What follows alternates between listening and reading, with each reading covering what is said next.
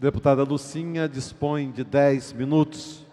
Nobre deputado Roberto Henriques, demais deputados aqui na casa, Fecho, deputado Robson Leite, deputada Marcelo Feixe Janeira.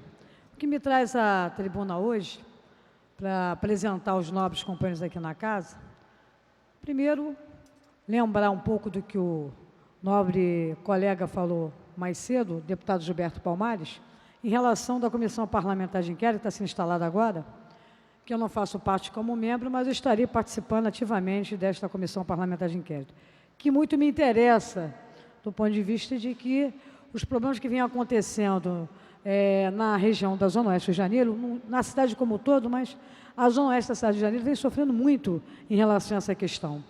E o deputado Gilberto Palmares colocou com muita, vamos dizer assim, com muita ampliedade sobre o que está acontecendo hoje. As construtoras, elas recebem os recursos, por muitas vezes, de financeiras, como Bradesco, como a própria Caixa Econômica Federal, e iniciam um empreendimento imobiliário. Só que esse empreendimento imobiliário, por muitas vezes, não é concluído dentro do prazo que foi proposto para aquela pessoa que comprou, acreditando naquele empreendimento. E essa Comissão Parlamentar de Inquérito, ela é fundamental, porque nós vamos mexer nesse assunto, tocar nessa ferida. Ontem mesmo aqui na casa, nós conseguimos derrubar um veto do projeto do deputado Wagner Monte, importantíssimo, né? Que inclui que as construtoras que não entregarem os empreendimentos dentro do cronograma, dentro do prazo, elas terão que pagar uma multa de 5%. Sem reforçar essa tese, que essa Comissão Parlamentar de Inquérito ela é importante, até porque as pessoas, quando compram, né, um empreendimento desse, que sabe que vai demorar 2, 3 anos para ser entregue, ela calcula toda a sua vida em relação a esse prazo. Então, por muitas vezes, ela está morando de aluguel, faz um contrato de aluguel até o prazo da entrega desse imóvel. O que vem acontecendo é o seguinte: o prazo, a entrega do imóvel não é feita de acordo com o prazo estabelecido, e aquela família, por muitas vezes, é obrigada a morar, né, na casa de parentes, porque não tem nem mais como voltar para o aluguel, porque tem que pagar a prestação também desse imóvel que ela já vem pagando há alguns anos, e no momento da entrega das chaves, a construtora não entrega. Isso é um grande absurdo. Eu fico abismado de ver que não é só os bancos privados, não. Também tem o banco aí, a Caixa Econômica também ajuda a financiar esses grandes absurdos. Então, acho que está na hora de mexer nesse assunto. E muitos desses investimentos que são feitos, que nós sabemos, né, todos nós sabemos, é dinheiro público, né? É dinheiro público que é investido na questão da habitação, e não é só para a classe popular, como também para a classe média, que também compra e também não tem seus imóveis entregues no tempo. E o mais triste disso tudo, que além de não entregar dentro do prazo, os investimentos feitos por parte da construtora, você faz um levantamento, você pega o cronograma físico e financeiro, você fica assustado, porque existe alteração a todo e qualquer momento, alteração no contrato. Eles alteram o contrato, mas não comunicam àquela pessoa que comprou o seu imóvel, mas fazem alteração no projeto. Então, nós temos a qualidade do material de péssima qualidade, né? Nós temos o prazo que não é entregue dentro do que foi estabelecido, e o mais grave, a pessoa que compra esse imóvel para sair do aluguel, a casa, por muitas vezes, voltando para o aluguel, ou então tendo que morar de favor na casa de parente, eu já visto que é a situação em que se encontra. Esse é o primeiro tema que eu queria discutir, e dizer que o deputado Gilberto Palmares foi muito feliz em conseguir, aqui nessa casa, a aprovação dessa Comissão Parlamentar de Inquérito, na qual irei contribuir em todo momento, assim que for solicitado, e com a minha presença. Uma segunda questão que eu queria levantar aqui na casa, hoje, é em relação à questão da saúde. Nós ouvimos há pouco o deputado Marcelo Feixe falar de um amigo que foi espancado, foi levado para uma UPA, que a UPA é uma perfumaria, e que acabou resolvendo o problema desse amigo dele no Hospital Miguel Couto.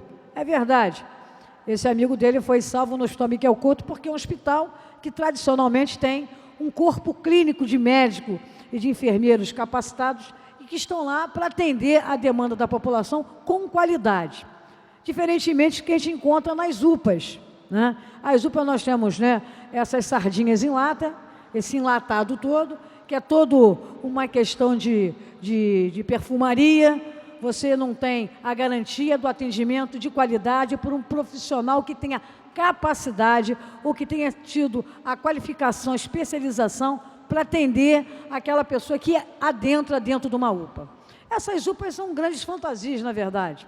E elas só foram possíveis graças, né, à imaginação do governador Sérgio Cabral, né, essa imaginação muito negativa para a população, de achar que numa unidade pequena poderia atender à demanda de urgência e emergência. E nós vemos que isso não resolve o problema. Então, no caso das UPAs, eu queria afirmar aqui que muitos deputados, não digo todos, mas uma grande parcela foram a favor das OS. Como lá na Câmara de Vereadores, quando eu era vereadora, uma parcela muito grande votaram a favor das OS. Eu, na Câmara de Vereadores, votei contra as OS. E aqui na Assembleia Legislativa também votei contra, porque eu sei que isso não resolve o problema. O que dá garantia do atendimento com qualidade para a população que precisa de ser atendida é um médico que é concursado, aquele médico que foi preparado, aquele médico que tem a sua especialidade e que passou por um processo seletivo, daquele médico que está dentro de uma unidade estadual, bem remunerado. E tendo lá instalações que dê oportunidade a ele, dele poder exercer a sua medicina, a medicina de qualidade para atender a população. O que está acontecendo, na verdade, é uma inversão. Inventar essas UPAs de lata que beneficiam ao bolso de alguém, tá certo? Deixaram de investir nos hospitais estaduais e nos hospitais municipais e deram preferência às chamadas UPAs. Então, o governador Sérgio Cabral, ele erra quando ele investe na UPA, ele erra quando ele contrata o profissional através de OS e ele renega ao profissional que foi concursado, que está dentro de uma unidade estadual, de dar o atendimento de qualidade para a nossa população.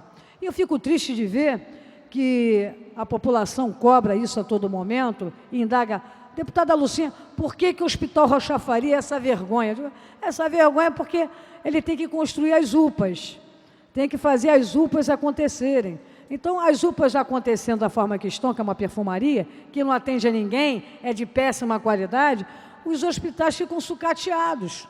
Hoje, o Hospital Rocha Faria, eu estive lá ontem, o corredor do hospital, a parte interna do hospital, presidente, era como se fosse leitos.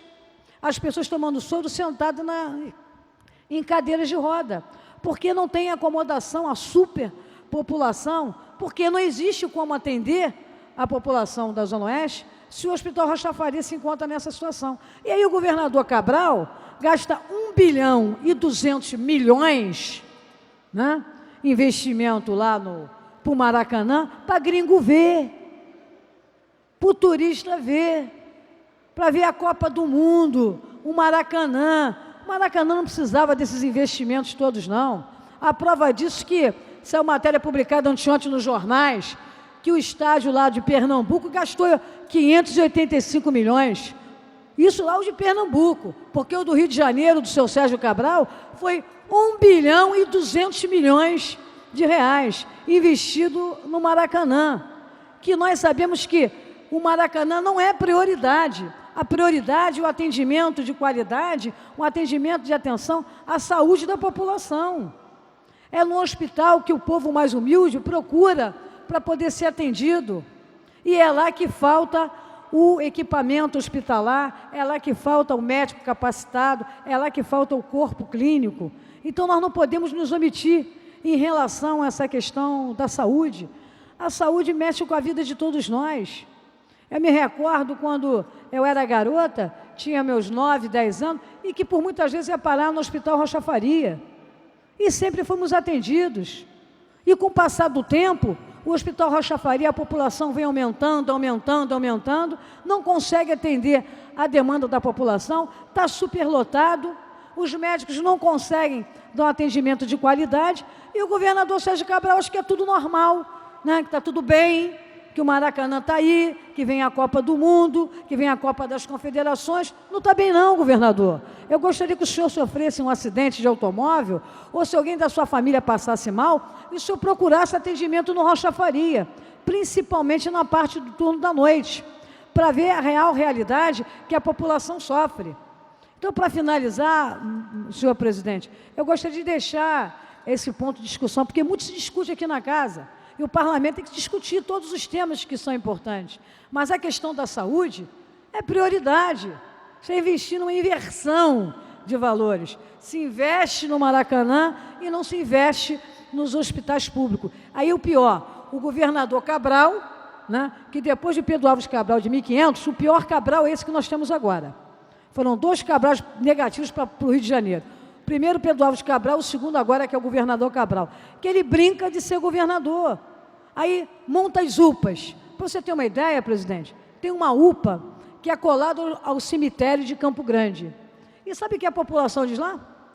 Deputada, essa UPA aqui até que é estratégica, porque ela está do lado do cemitério. Como nunca tem médico para fazer exame, não tem como atender a população, morreu, é só jogar do outro lado do muro, que já cai dentro do cemitério de Campo Grande. Então, esse é o estado que a gente encontra a saúde no Rio de Janeiro e que nós temos um responsável por isso, que além do governador Cabral, é a questão do secretário de saúde, que nada a ver, ele não sabe de nada.